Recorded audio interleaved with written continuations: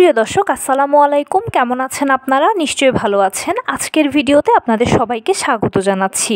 আজকে আমি আপনাদের সাথে শেয়ার করব বাচ্চাদেরকে কখনোই এই 5টি কথা বলবেন না, কারণ এই 5টি কথা বাচ্চাদের মস্তিষ্কে খুব খারাপ প্রভাব ফেলে।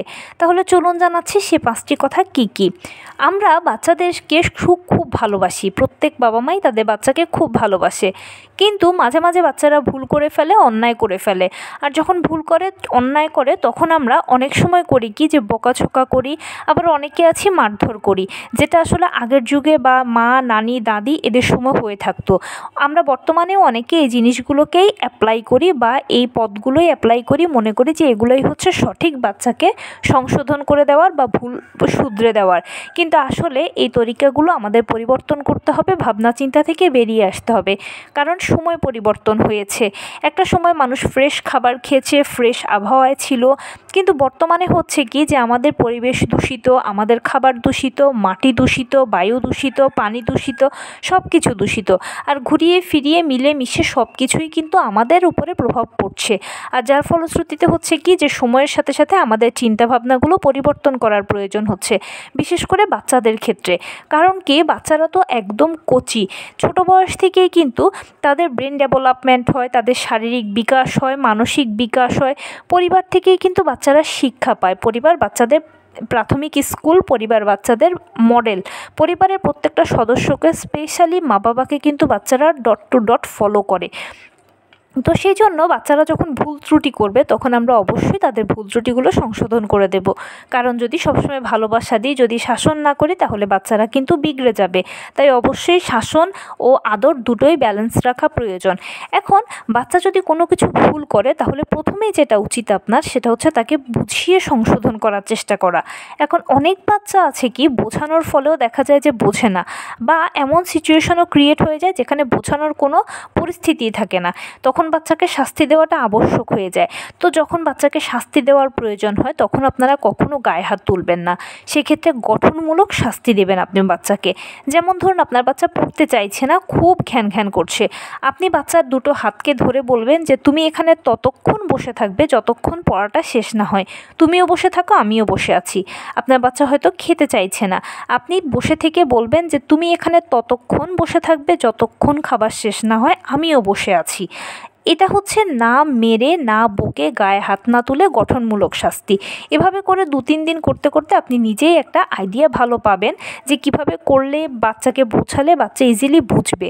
তবে আমরা তো অনেক সময় বাচ্চাকে বকাঝকা করি। বকাঝকার ক্ষেত্রে আমরা এমন এমন কিছু শব্দ ব্যবহার করে ফেলি যেগুলো আসলে বাচ্চাদের মস্তিষ্কে মারাত্মক খারাপ প্রভাব ফেলে। সাময়িক সময়ের জন্য বাচ্চা হয়তো চুপ হয়ে গেল, ভুল করলো না, কিন্তু দীর্ঘমেয়াদী সময়ের জন্য ছোট ছোট কথাগুলোই কিন্তু মারাত্মক আকার ধারণ করে। ছোট ছোট বালুকণা, বিন্দু বিন্দু জল, গড়ি তোলে মহাদেশ, সাগর অতল। তো সেই কথাগুলোর মধ্যে প্রথমেই যেটা থাকছে সেটা হচ্ছে আমি তোমাকে আর ভালোবাসি না, আমি তোমাকে আর ভালোবাসবো না। এই কথাটা আমরা কখনোই বলবো না। আমরা মা বাবা বাচ্চাদেরকে আমরা সারা জীবন ভালোবেসেছি, ভালোবাসছি, ভালোবাসবো। বাচ্চা যত বড় হোক না কেন, সে বাবা মায়ের কাছে সবসময় ভালোবাসার ছোট্টটা থেকে যায়। সেই জন্য কখনোই এই কথাটা বাচ্চাকে বলবেন না, কারণ বাচ্চারা তো আদরের পাগল, ভালোবাসার পাগল। আপনি আদর ভালোবাসা দিলে সে খুব লুফে নেবে, কিন্তু যখনই বলেন যে আদর ভালোবাসা দেব না, তখন চট করে এটা তার একদম ব্রেনে লিস্ট হয়ে যাবে। এর ফলে কি হবে যে আপনি তার পরবর্তীতে যতই তাকে আদর ভালোবাসা দেন না কেন, ঘুরে ফিরে একটা কথাই তার মনে হবে যে মা বলেছিল বা বাবা বলেছিল আমাকে আর ভালোবাসবে না। এরপরে আপনি যত বকাঝকা দেন বা যত যাই কিছু করেন না কেন, নেগেটিভ সিচুয়েশান তৈরি হলে সে ওইটাই মাথায় করে রাখবে যে বাবা মা আর ভালোবাসে না আমাকে। ছোট ভাই বোন যদি থাকে তাহলে তো হলোই, এটা তো একদমই তার জন্য মারাত্মক আকার তৈরি হয়ে গেল যে বাবা মা ছোট ভাই বোনকে ভালোবাসে, আমাকে ভালোবাসে না। তো এই কথাটা কখনোই বলবেন না। এরপরে যেটা বলবেন না সেটা হচ্ছে চুপ থাকো। অনেক সময় আমরা বাচ্চাদেরকে বলি কি, চুপ থাকো তুমি। যে কোনো কথা আমরা অনেক সময় এরকম বলি, কিন্তু এটা বলা কখনোই উচিত নয়। বাচ্চা কি বলছে, কি বলতে চাইছে পুরোটা শুনবেন। বাচ্চা যেখানে একদম ফুল স্টপ দিয়ে শেষ করবে। এরপরে ভালো কথা হলে আপনি অ্যাপ্রিসিয়েট করবেন, প্রশংসা করবেন, এতে বাচ্চা খুশি হবে। আর খারাপ কথা হলে সুন্দর করে বুঝিয়ে সংশোধন করে দেবেন, যেন সে পরবর্তীতে এরকম আর না বলে। এরপরে যেটা প্রয়োজন সেটা হচ্ছে যে তৃতীয় যে বিষয়টাকে আমরা সবথেকে বেশি বলে থাকি সেটা হচ্ছে অমুক ভালো তুমি ভালো না। এই যে কম্পেয়ারটা আমরা করে ফেলি, ছোট্ট মনটার মধ্যে মারাত্মক একটা প্রভাব পড়ে। বাচ্চারা অন্যের সাথে নিজের প্রশংসার তুলনাটা পছন্দ করে, কিন্তু নেগেটিভ তুলনাটা পছন্দ করে না। তাই প্লিজ কখনো অন্য বাচ্চার সাথে তুলনা করবেন না। আপনার বাচ্চা যেরকম সেরকমভাবে উইলিংলি তাকে আপনি অ্যাকসেপ্ট করুন।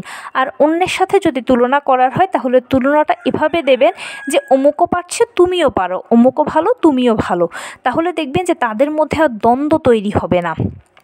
কারণ কি, আপনি ঘরে যে কথাগুলো বলবেন সে কথাগুলো বাচ্চার মনে মাথায় গেঁথে যাবে। আর পরবর্তীতে বাহিরে গেলে বা স্কুলে গেলে বা বাহিরের জগতের সাথে সে যখন মিশবে তখন একটা কনফ্লিক্ট থেকেই যাবে। এটা যেন না হয় সেটা খেয়াল রাখবেন। এরপরে যে জিনিসটা অবশ্যই আপনারা মাথায় রাখবেন সেটা হচ্ছে, এটা কখনো বলবেন না বাচ্চাকে যে তুমি এই কাজটা পারো না, তোমার দ্বারা এই কাজটা কখনো হবে না, তুমি ব্যর্থ। এটা কোনো দিনও বাচ্চাকে বলবেন না। এতে হবে কি, বাচ্চা নিরুৎসাহিত হবে, সিদ্ধান্ত গ্রহণ করার ক্ষেত্রে সে সবসময় কনফিউশনে থাকবে, যেটা কখনোই উচিত নয়। আর তুমি পারো না, তোমার দ্বারা হবে না, এটা বাচ্চাদের জন্য খুবই একটা নেগেটিভ কথা। এটা বাচ্চাদের ব্রেনে মারাত্মক ক্ষতিকর প্রভাব ফেলে, এমনকি মনেও প্রভাব ফেলে। এর ফলে বাচ্চা দেখবেন যে ক্রমান্বয়ে নিরুৎসাহিত হবে। সাধারণত হয় কি, আমরা নিজেরাই হচ্ছে নিজেদের সবচেয়ে বড় অনুপ্রেরণা। এখন বাচ্চাদের বেলাও তাই, সে তার নিজের অনুপ্রেরণা। অনেক সময় দেখা যাবে যে সে কিছু না পারলে সে তখন নিজেই মনে নিজেকে বোঝাবে যে মা বলেছে আমি কিছু পারি না, মা বলেছে আমার দ্বারা কিছু হবে না, বাবা বলেছে আমি পারবো না। তো এভাবে পারি না পারবো না করতে করতে দেখবেন যে সে বড় হলে ফেলিওর হবে। কিন্তু আপনি এই কথাটা না বলে তাকে সবসময় উৎসাহিত করবেন যে কোনো কিছুতে। তাহলে দেখবেন যে সে আস্তে আস্তে একদিন না পারলেও পরের দিন পারছে, না পারলেও সে নিজেকে নিজে উৎসাহ দিচ্ছে যে বাবা মা তো বলেছে আমি পারবো, আমাকে পারতে হবে। এভাবে করে দেখবেন সে নিজেই চেষ্টা করবে। আর এই চেষ্টাটা তাকে ছোট ছোট সিদ্ধান্ত নিতে সহায়তা করবে। ছোট ছোট সিদ্ধান্তগুলো যখন কারেক্ট হবে তখন আস্তে বড় হতে হতে সে বড় সিদ্ধান্ত নিতে পারবে। এটা তার জন্য ভালো হবে। আর নেগেটিভ কথাবার্তাগুলো কম বললেই বাচ্চাদের সাথে ভালো। বাচ্চাদের সাথে সবসময় পজিটিভ কথাগুলো বলার চেষ্টা করবেন। এতে বাচ্চারা উৎসাহিত হবে, ভালো ভালো কিছু শিখবে এবং তাদের ডেভেলপমেন্টটা ভালো হবে। বড় হলে দেখবেন যে এটা বাচ্চার সাথে আপনার ভালো একটা বন্ডিং তৈরি করবে। কারণ সে সবসময় মনে রাখবে যে ছোটোবেলায় আমার বাবা মা আমাকে খুব ভালোবাসতো, উৎসাহিত করতো, আমি না পারলে আমাকে কখনো মারতো না, বকতো না। এই জিনিসগুলো যখন সে বড় হতে হতে ফিল করবে তখন আপনার সাথে তার বন্ডিং ভালো হবে এবং যে কোনো কমান্ড ইজিলি সে অ্যাকসেপ্ট করে নেবে।